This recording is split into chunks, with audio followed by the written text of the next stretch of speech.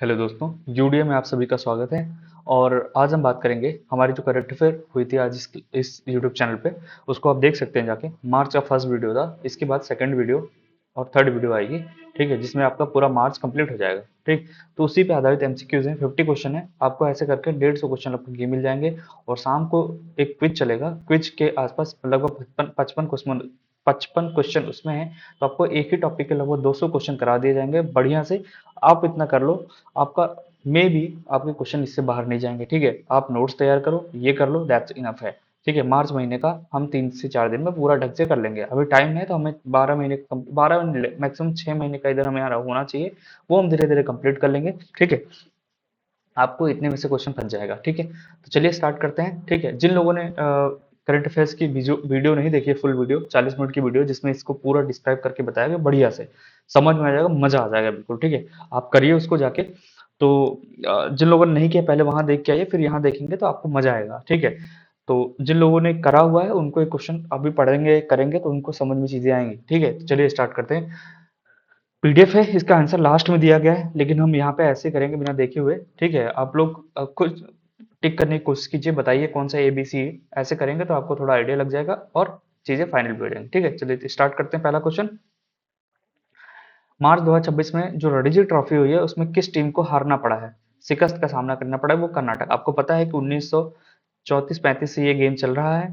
ठीक है, इसमें पहली बार जो जीता था बॉम्बे जीता था, और इस बार जो 2026 का जीता है ये जीता है जेएनके ने, जम्मू एंड कश्मीर ने पहली बार जीता है, पहली बार जीता है ये। ठीक है, इसी वजह से चर्चा में आ गया। अब खास बात यह है, जब पहली बार जीता है तो हारा कौन था? कर्नाटक हारा था। कर्नाटक हारा था। क्लियर है सेट? और ये कौन सी टीम बन गई है? 10वीं टीम बन गई है। 10वीं टीम बन गई है कौन? जेएनके जीतने वाली। कौन? रणजी ट्रॉफी जीतने वाली जेएनके 10वीं टीम बन गई है। ठीक हो गया, चलिए आगे बढ़ते हैं। रणजी ट्रॉफी 2026 जीतकर जम्मू कश्मीर, ये अभी हमने कर लिया, 10वीं टीम बन गई, खत्म हो गया। रणजी ट्रॉफी घरेलू क्रिकेट प्रतियोगिता का ऐतिहासिक आरंभ कब हुआ था? 1934-35 में हुआ था। ठीक हो गया, 34-35 में हुआ था। ओके, रणजी ट्रॉफी के इतिहास का सबसे पहला संस्करण जीतने का गौरव किसे हुआ? बॉम्बे को। ये सारे क्वेश्चन हमने डिस्कस कर लिए हैं। ठीक, उसके बाद अगला है, देश का पहला जाति मुक्त गांव बनने का गौरव हासिल करने वाला सोदला गांव किस राज्य में है? ये भी हमने अपने एमसीक्यू सीरीज में, सॉरी, फुल लेंथ में देखा है। आपको पता है, ये चीजें हम पढ़ा था। तो इसका मतलब जाति मुक्त गांव का मतलब हुआ कि वहां पे अब जो भी सरकारी कागजी कार्यवाही होगी उसमें किसी के नाम के आगे उसकी जाति का नाम यानी सरनेम नहीं लिखा जाएगा, नहीं लिखा जाएगा। तो वो कौन है? सोदला गांव कहाँ है? ये आपका महाराष्ट्र में। कहाँ है? महाराष्ट्र में है। ठीक है, कहाँ पे? महाराष्ट्र में। क्लियर है सेट? ठीक है, आगे अगले बढ़ते हैं आगे। महाराष्ट्र के सोदला गांव, अब देखो सोदला गांव किस नवनिर्मित जिले में है? नवनिर्मित, नवनिर्मित जिले में है। तो आपको अहिल्यानगर, अहिल्यानगर, इसका अहिल्यानगर, इसका नाम पहले था अहमद सिंह नगर, अहमदनगर। ठीक है, अहमदनगर इसका पहले नाम था। ठीक है, क्लियर है सर? अहमदनगर अभी पहले नाम था, अब क्या है नाम है? अहिल्या नगर इसका नाम कर दिया गया। ठीक ठीक है। देश के पहले जाति मुक्त गांव सोदला में सामाजिक और आधिकारिक स्तर पर किस प्रथा को पूरी तरह समाप्त किया गया है? सरनेम या उपनाम का प्रयोग। उसके बाद मार्च 2026 में नई प्रशासनिक नियुक्तियों के अनुसार बिहार के नए राज्यपाल के रूप में किसको अपॉइंट किया गया? ये आपको पता होना चाहिए। बिहार में सैयद अता हसैन, हसनैन, सैयद अता हसनैन को बिहार का गवर्नर बनाया गया है। ये लिस्ट जो गवर्नर की लिस्ट है, नई लिस्ट जो है, जो मार्च में हुई है, वो लिस्ट को हमने अपने फुल लेंथ में इस पढ़ाया हुआ है। आपको वहां पे जाके देखना चाहिए, सारी चीजें वहां पे आई हुई हैं इंपॉर्टेंट। जैसे आर्यन रब्बी कहाँ के हैं, या फिर जो दिल्ली के कौन है, सिंधु करके कोई दिल्ली में है, तो ये सब हमने ऑलरेडी पढ़ा रखा है। आप वहां पे जाके देख सकते हैं। ठीक है, हमें यहाँ पे जल्दी से खत्म करना है तो फटाफट। हाल में ही किसे दिल्ली के, चलो दिल्ली का क्वेश्चन भी आ गया। केंद्र शासित प्रदेश का नया उपराज्यपाल एलजी एलजी बनाया गया है, लेफ्टिनेंट गवर्नर बनाया गया है। वीके सक्सेना, तरनजीत सिंह संधू, यही इसका आंसर हो गया। शिव प्रताप शुक्ला, राजेंद्र विश्वनाथ अर्लेकर, ये अर्लेकर जो है तमिलनाडु के हैं, अर्लेकर तमिलनाडु के, तो आपको पता होना चाहिए। ठीक है, 10 मार्च 2026 की नवीनतम नियुक्ति के अनुसार लद्दाख केंद्र शासित प्रदेश के नए उपराज्यपाल कौन है? ये आपको पता होना चाहिए। कौन है बताइए? ये सब आपने पढ़ा हुआ है। ठीक है, वीके सक्सेना ऑलरेडी आपने देखा हुआ। ये हो गए दिल्ली के। ठीक है, तो ये हो गए आपके खत्म। क्लियर है? वीके सक्सेना, वीके सक्सेना 11वां है। मार्च 2026 की राज्यपाल नियुक्ति के समय कौन सा मिलान पूर्णतः सही? हिमाचल प्रदेश नंदकिशोर यादव, नागालैंड कविंद्र गुप्ता, हिमाचल प्रदेश कविंद्र गुप्ता।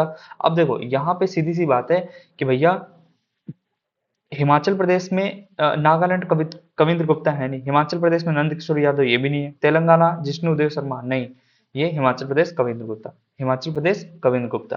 ठीक है, तो आंसर इज सी, हिमाचल प्रदेश के कौन है? कविंद्र गुप्ता है। हाल ही में तेलंगाना राज्य के नए राज्यपाल के रूप में शपथ किसने लिया है? तो आपको पता होना चाहिए, शिव प्रताप शुक्ला। शिव प्रताप शुक्ला, जिन लोगों ने इसको वीडियो को फुल लेंथ में देखा होगा उनको सब कुछ ये चीजें पता होंगी। ठीक हो गया, चलिए आगे बढ़ते हैं।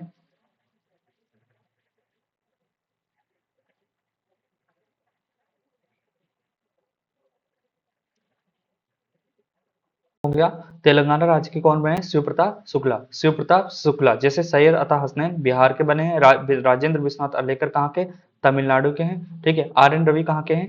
ये आपको बताना है। आर एन रवि, वैसे आपको मैं बता दूं, आर एन रवि सबसे इंपॉर्टेंट आर एन रवि थे, मैंने वहां भी बताया था, वेस्ट बंगाल के। ठीक है, वेस्ट बंगाल में जो सरकार चेंज हुई तो वहां पे आपके आर एन रवि हुए। ठीक है, इतना आपको पता हो गया। महाराष्ट्र के नए राज्यपाल को बनाए गए, आपको ये पता होना चाहिए, जिष्णु देव वर्मा इस राज्यपाल महाराष्ट्र के राज्यपाल बनाए गए। तरनजीत संधू दिल्ली के हैं। नंद किशोर यादव, शिव प्रताप शुक्ला भी हमने देखा कहाँ के हैं, शिव प्रताप शुक्ला अभी देखा कहाँ के? आपके तेलंगाना राज्य के हैं। ठीक हो गया,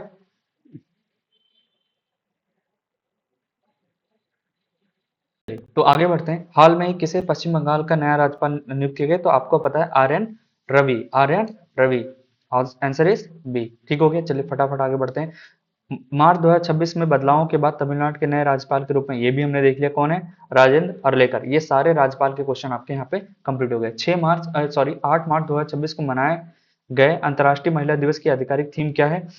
पता है आपको, पढ़ाया था मैंने, गिव टू गेन, दान से लाभ, यही इसकी क्या है?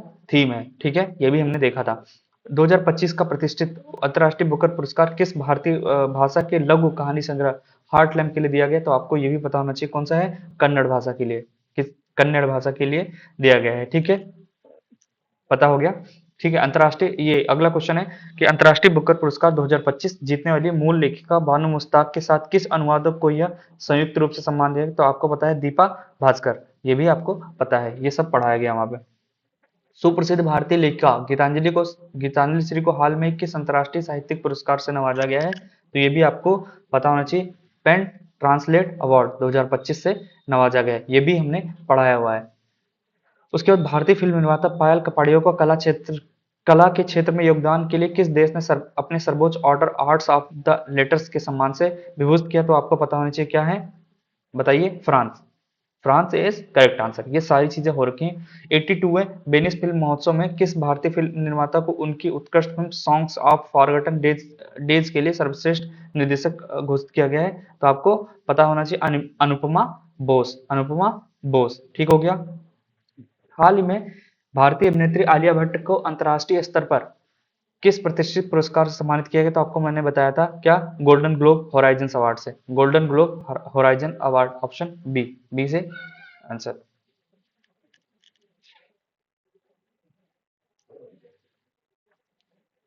ठीक हो गया, चलिए आगे बढ़ते हैं। 23वां, शिक्षा और सामाजिक सुधार के क्षेत्र में उल्लेखनीय कार्य करने के लिए वैश्विक शिक्षा पुरस्कार किसे प्रदान किया गया? तो आपको पता है कि रूबल नागी को। रूबल नागी को, ठीक हो गया। हमारे 23 क्वेश्चन हो चुके हैं, अब फटाफट आगे बढ़ते हैं। सामाजिक और जनसांख्यिकी क्षेत्र में उत्कृष्ट योगदान के लिए संयुक्त राष्ट्र जनसंख्या पुरस्कार 2025 के विजेता कौन है? तो आपको ये भी पता होना चाहिए, वर्षा देश पांडे। वर्षा देश पांडे, ये सब करा रखा है। असम के प्रसिद्ध काजीरंगा राष्ट्रीय उद्यान के इतिहास में पहली बार महिला निदेशक के रूप में किसे नियुक्त किया गया? तो ये भी आपको पता होना चाहिए, जयश्री वेंकटेशन को। जय नहीं नहीं, ये इसका नहीं, सोनाली घोष को। Sonali Ghosh is the right answer. ये जयश्री वेंकटेशन आपके पर्यावरणविद है, ठीक है, इन्वायरमेंटलिस्ट हैं, ये आपको पता है। ठीक हो गया, Sonali Ghosh is the right answer. ठीक, उसके बाद अगला क्वेश्चन है, कर्नाटक राज्य के किस प्रसिद्ध सेल्फ हेल्प ग्रुप को वैश्विक स्तर पर प्रतिष्ठित यूएनडीपी इक्वेटर प्राइज पुरस्कार सम्मानित किया गया? बीबी फातिमा सेल्फ हेल्प ग्रुप। बीबी फातिमा सेल्फ हेल्प ग्रुप को सम्मानित किया गया है। वैश्विक पर्यावरण संरक्षण क्षेत्र में दिया जाने वाला मित्र अवार्ड जीतने वाली प्रथम भारत इकाई कौन सी बनी है, आपको पता होना चाहिए। कौन सा है? यही है, बीबी फातिमा सेल्फ हेल्प ग्रुप। ठीक है, वैश्विक स्तर पर पर्यावरण के क्षेत्र में दिया जाना मित्र अवार्ड। ठीक हो गया। वेट अ मिनट, इस क्वेश्चन को मैं एक बार चेक कर लो। आई थिंक इसमें थोड़ी प्रॉब्लम्स हो रही है क्वेश्चन में। Let me check. तो ये क्वेश्चन को हटा दो, ये क्वेश्चन एक्चुअली थोड़ा सा गलत हो गया है, ये क्वेश्चन ही गलत है। ठीक है, मित्र अवार्ड जो दिया गया था बेसिकली एक भारतीय महिला को दिया गया था। ठीक है, सोनाली घोष उनका नाम है। ये क्वेश्चन हटा दीजिए। ठीक है, क्वेश्चन नंबर 27 सही नहीं है। उसके बाद अंतर्राष्ट्रीय रामसर आर्द्रभूमि संरक्षण पुरस्कार को अपने नाम करने वाले भारत की पहली महिला पर्यावरण वैज्ञानिक कौन बनी है? तो आपको पता होना चाहिए कौन सी। जयश्री वेंकटेशन है, जयश्री वेंकटेशन महिला है ये। ठीक है, हाल ही में हुए आम चुनाव में के बाद किस पड़ोसी देश में 35 वर्षीय युवा नेता बालन शाह की राष्ट्रीय स्वतंत्र पार्टी सबसे बड़े दल के रूप में उभरी है? तो आपको पता होना चाहिए नेपाल। नेपाल, और वहां के प्रधानमंत्री अभी वर्तमान समय में हैं।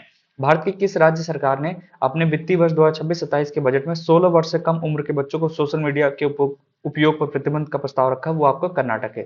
2026-27 के बजट में ऐसा रखा गया। ठीक है, हाल ही में केंद्रीय मंत्री मनसुख मांडविया द्वारा विमोचित की गई चर्चित पुस्तक महात्मा एक महान संचारक के लेखक कौन है? आपको पता होना चाहिए कौन है, बताइए।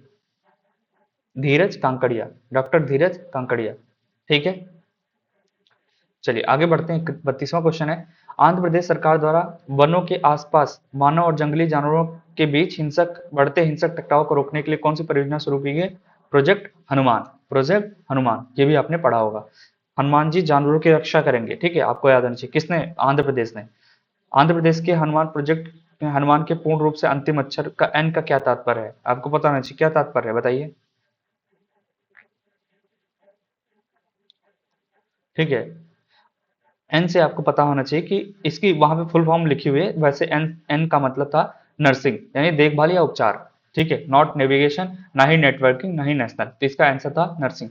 या आप क्वेश्चन में आप फुल लेंथ वीडियो में जाइए, वहां पे सब चीज बताई गई है। ठीक है, प्रतिवर्ष मनाया जाने वाला धूम्रपान निषेध दिवस मार्च के किस महीने में आयोजित किया जाता है? तो आपको ये भी पता होना चाहिए कि मार्च के दूसरे बुधवार को ये आयोजित किया जाता है। ठीक है, मार्च के दूसरे बुधवार को। ठीक है, अगला क्वेश्चन है, संयुक्त राष्ट्र महासभा यूएनजीए द्वारा 2022 में स्वीकृत इस्लामोफोबिया के खिलाफ अंतर्राष्ट्रीय दिवस 14 मार्च को किस वैश्विक संगठन की पैरवी पर पाकिस्तान द्वारा प्रस्तावित किया था?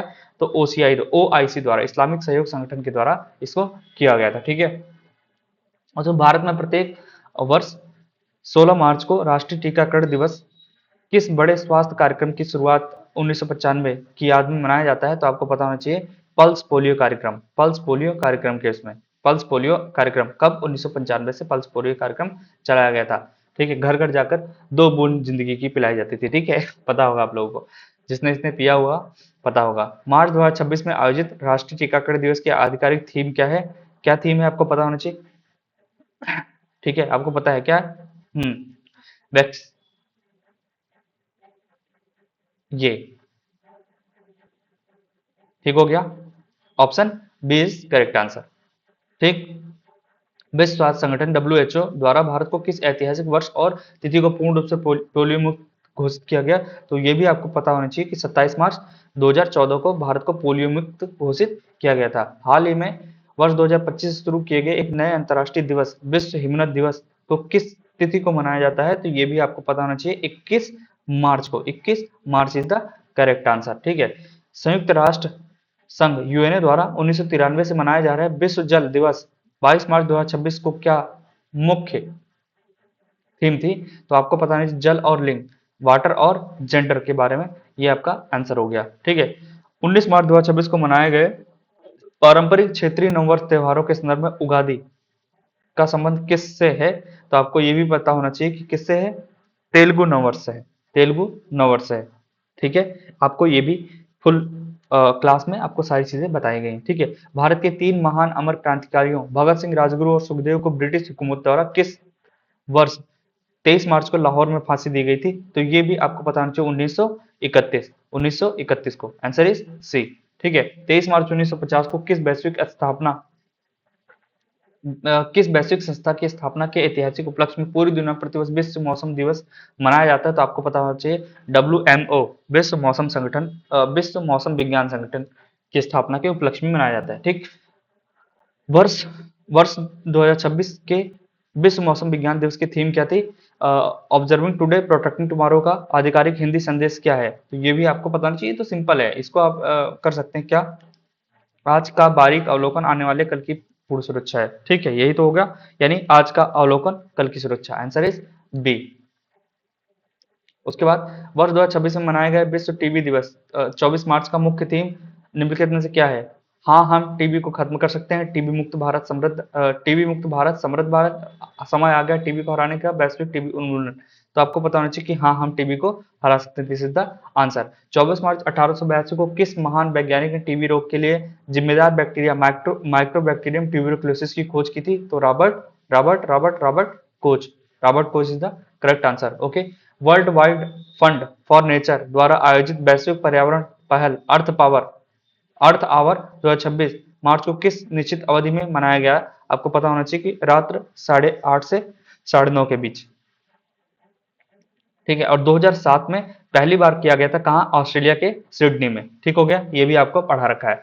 उसके बाद प्रधानमंत्री नरेंद्र मोदी द्वारा हाल ही में देश की पहली अत्याधुनिक 12.3 यानी 12.3 किलोमीटर लंबी रिंग मेट्रो लाइन का अनावरण कहाँ किया गया? तो आपको पता है, दिल्ली में। Answer is B. Panchayati Raj मंत्रालय द्वारा ग्रामीण पंचायतों में सरपंच पति या डमी उम्मीदवारों की प्रथा को हतोत्साहित करने के लिए कौन सा राष्ट्रीय अभियान छेड़ा गया है? तो सशक्त महिला, सशक्त पंचायत, प्रॉक्सी पंचायत को नो कहें, हमारा नेतृत्व हमारा गौरव, ग्रामोदय से भारत उदय। तो answer is B. NITI Aayog द्वारा जारी राजकोषीय स्वास्थ्य सूचकांक 2026 की नवीनतम रिपोर्ट के अनुसार वर्तमान में भारत सरकार का कुल सार्वजनिक ऋण देश की कुल जीडीपी का कितने परसेंट दर्ज किया गया है? तो ये आपको ये पता होना चाहिए, कौन सा है? 82%। 82%। Answer is 82। ठीक हो गया। तो ये हमारे 50 क्वेश्चन इसमें खत्म होते हैं, और इसके बाद एक क्विज कराई जाएगी, क्विज, और इसके साथ आपका टॉपिक ये कंप्लीट हो जाएगा। ये एक फर्स्ट वीडियो की सारी चीजें कंप्लीट हो जाएंगी। सेकंड वीडियो इसके बाद आएगी, फिर उस पर भी यही चलेगा, एमसीक्यू फिर क्विज। तो आज के लिए थैंक यू सो मच। जय हिंद, जय भारत, और ज्यादा से ज्यादा इसको शेयर करें, सब्सक्राइब करें। ठीक है, मिलते हैं अगली वीडियो में। धन्यवाद।